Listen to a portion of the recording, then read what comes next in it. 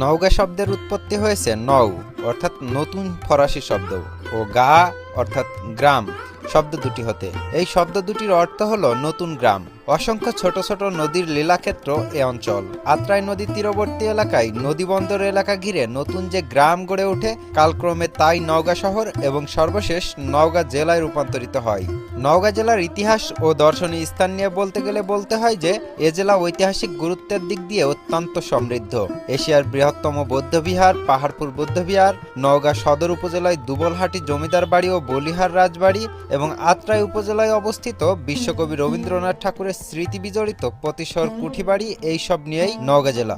আর ভ্রমণ পিপাসুর আজকের পর্বে আপনাদেরকে দেখাতে চলেছি ইতিহাস ঐতিহ্যের অন্যতম লীলাভূমি নওগাঁ জেলার শীর্ষ 25টি দর্শনীয় স্থান। তো চলুন বন্ধুরা, দেরি না করে এক নজরে দেখে নেওয়া যাক নওগাঁ জেলার দর্শনীয় স্থান সমূহ।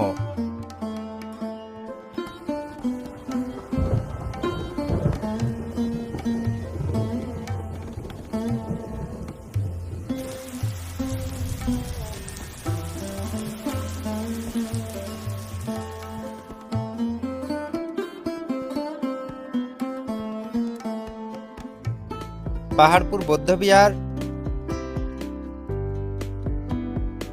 বলিহার রাজবাড়ি, পাহাড়পুর জাদুঘর, পতিশ্বর রবীন্দ্র কাছারি বাড়ি, জগদ্দল বিহার, দিব্যক জয়স্তম্ভ,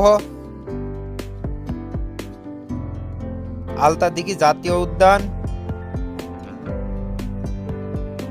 ডানা পার্ক, কুসুম্বা মসজিদ, রঘুনাথ মন্দির, ভীমের পান্টি, তাল সাম্রাজ্য ঘুঘুডাঙ্গা, ভবানীপুর জমিদার বাড়ি, জবইবিল, হলুদ বিহার, মাহি সন্তোষ মসজিদ, দুবলহাটি জমিদার বাড়ি, নওগাঁর মাটির প্রাসাদ, সত্যপীরের ভিটা, কাশিমপুর রাজবাড়ি, কালীগ্রাম রবীন্দ্রনাথ ইনস্টিটিউশন, রক্তদহ নদী, দিবর দিঘি, প্যারিমোহন সাধারণ গ্রন্থাগার,